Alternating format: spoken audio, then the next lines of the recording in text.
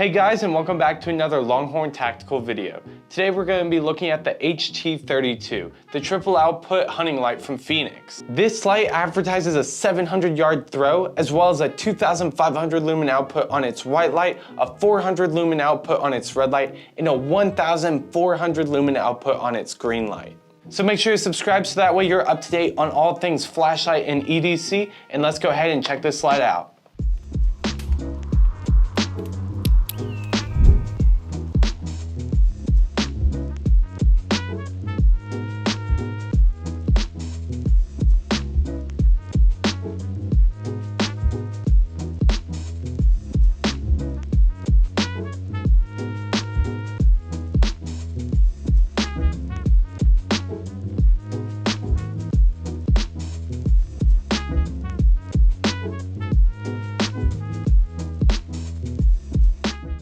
And then unboxing the contents up here on the desk, we have the HT32 itself, along with the ARB L21 5000U battery from Fenix, and this little white clearish baggie as well that comes in the package. You have the spare O-ring as well as the lanyard included. And then you have your paperwork here, which is going to be your quick start guide, warranty, and catalog, as well as that you have the Fenix holster. So lots of ways to carry, a lot comes included with your purchase of the HT32.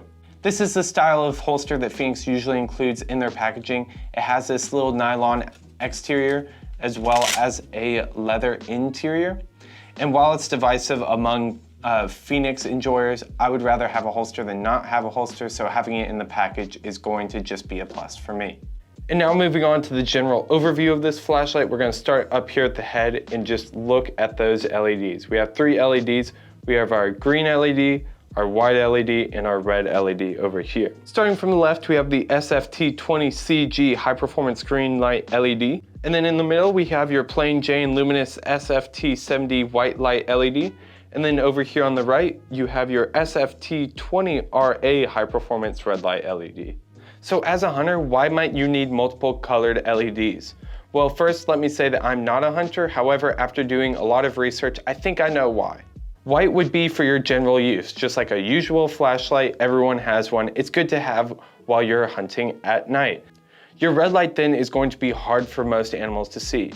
If you look at prey items like deer, they're really not good at looking at your red wavelengths. This is because their eyes aren't very good at picking up on long wavelengths. And while you can't go waving this around expecting no animals to be spooked, this is a really good way to make sure that your animals stay calm while you identify what it is and if you can go ahead and take it down legally. Your green light then is the middle ground between your white and your red light. It provides contrast and brightness like the white light, and it's harder for animals to pick up on like your red light. However, it's not as effective as animals are pretty good at seeing your green lights. However, some hog hunters swear by the green light and say it's just as good, if not better, than the red light. So please make sure to do your own research and know your needs so that way you can make an informed purchase decision. Moving on from that side tangent though, half the reason this light is able to throw 700 yards is because of this TIR lens and the polished reflector. At the neck of the flashlight, you have these heat dissipating fins, so that way this light has the ability to cool off before reaching your hand, and of course your hand can grip onto this knurled texturing right here. Outside of this just amazing knurling here on the flashlight, this is a 1-inch diameter tube, meaning that it's compatible with all the Fenix mounts that you see here on screen. Here at the tail of the flashlight, you have your lanyard attachment points, which are these little holes on either side, as well as little channels, so that way they can fit through easily. And then of course up here you have your power switch and your mode switch. But notice in my entire overview of this flashlight, I did not mention a charging port. Well, while the light itself doesn't have a USB-C charging port, the ARB L21 5000U battery does. And so to access it, all you have to do is twist off the tail cap. And then here you have the battery itself, and here's the USB-C charging port. And then while charging, the battery at the top of it will have a red light to show that it is charging, and then it will turn blue once it's fully charged. And then as for my personal thoughts on this light, first off, I've never heard of a light this small and this powerful just in terms of colored lights. Like I said at the top of the video, 400 lumens of a red light and then 1,400 lumens for a green light is no slouch. And I think that this is the only like super bright green or red light that we have on all of Longhorn Tactical. Also, I think on their store I looked And this is one of Fenix's only like dedicated hunting lights, if not the only dedicated hunting light. Seeing Fenix branch off into other endeavors for their lighting is something really interesting, and I'm really excited to see what they come out with next. Also, I've been playing with the tail switch since I've gotten it on my desk. It has a very similar feel to the TK20R UE, and it's probably my favorite tail switch of all the flashlights that I've played with. Also, I don't know if this is just the way that my tail switch threading is cut or if this is across all the lights. I'm gonna say that this was an attention to detail moment and give Fenix the win here. But whenever I'm holding the flashlight up, all the lights are vertical, which mitigates the fact that they're offset if you hold it like this. But because of the mode switch and using it with your thumb, you can hold it in the way that's most comfortable, and most likely it'll keep it in a vertical position, which makes it much easier to line up your light with where you want to look, rather than it being a couple feet off just because of the offset in the lens. In all fairness though, I'm a little bit on the fence on if I don't like the inclusion of a charging port. Usually I'm a big fan of being able to just open up like a rubber boot or something like that and plug it in and leave it. However, this makes it pretty easy to negate flashlight maintenance to where corrosion can build and you'll never know because you're just plugging and unplugging the light. You never check the internals. And so with the light being the thing that's rechargeable, it makes you check more. However, it makes it really messy. Like if I have a work shelf or something and I were to unscrew this and then charge the battery of the flashlight. Now I have 3 more things that I need to keep track of in order to get this back to a working state. And so I could leave these 2 pieces over here and then my battery's charging on my desk or something like that.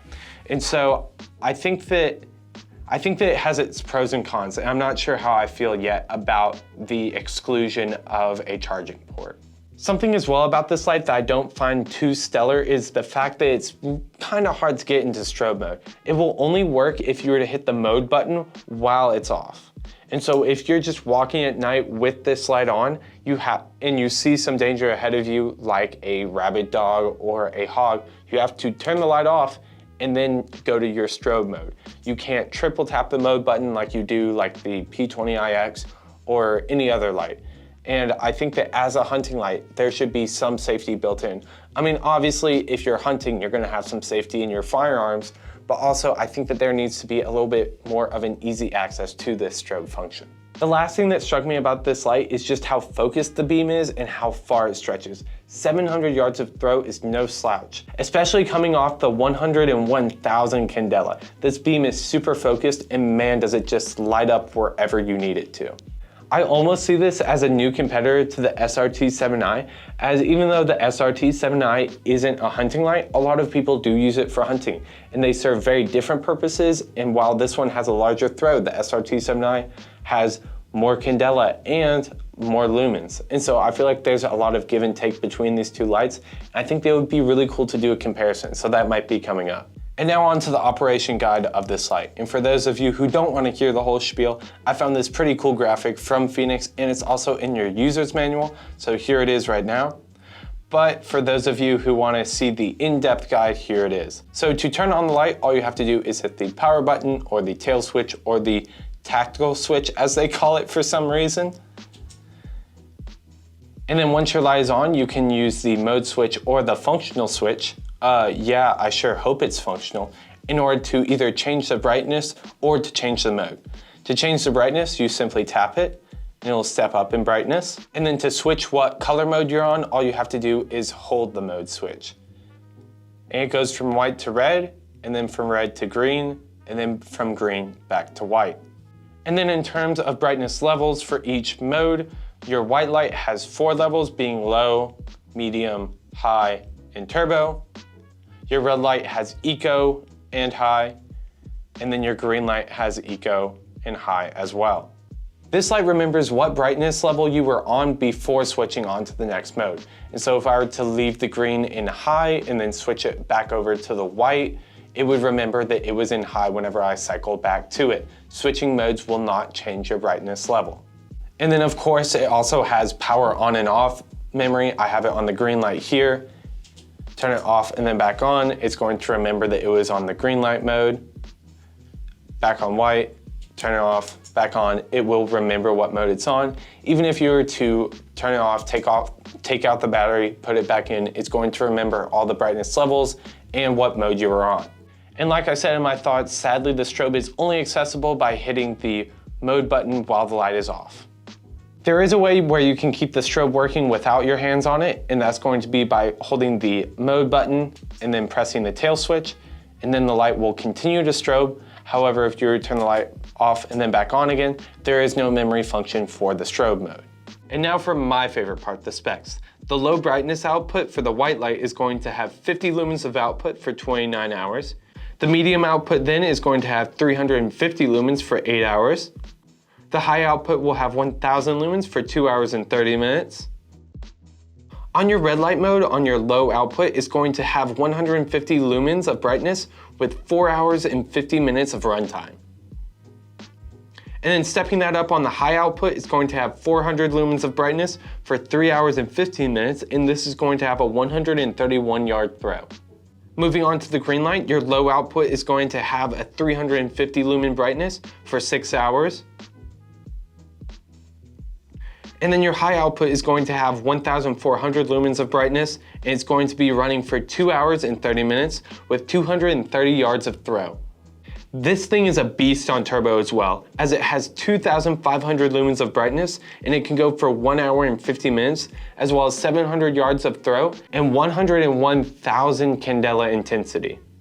Also, this light is more than strong enough to keep up with you on any of your hunting journeys, as it's IP68 waterproof and 1 meter impact resistant. I have the dimensions here on screen, and as you can tell, it's super compact. It's 6.3 inches by 2.05 inches by 1 inch. And with the weight only being in at 6.53 ounces, excluding the battery, this is a great lightweight companion for any hunting trip. Alright guys, well that about wraps up this video over the HT32, this awesome little hunting light from Fenix. I hope that y'all had as much fun watching this as I had trying this light out. And if you haven't already, please make sure to like this video and to subscribe, as it really helps out the channel. And as per usual, down in the description, we will leave links so that way you can go check out this awesome hunting light for yourself. So thank you so much for watching, and we will see you in the next one.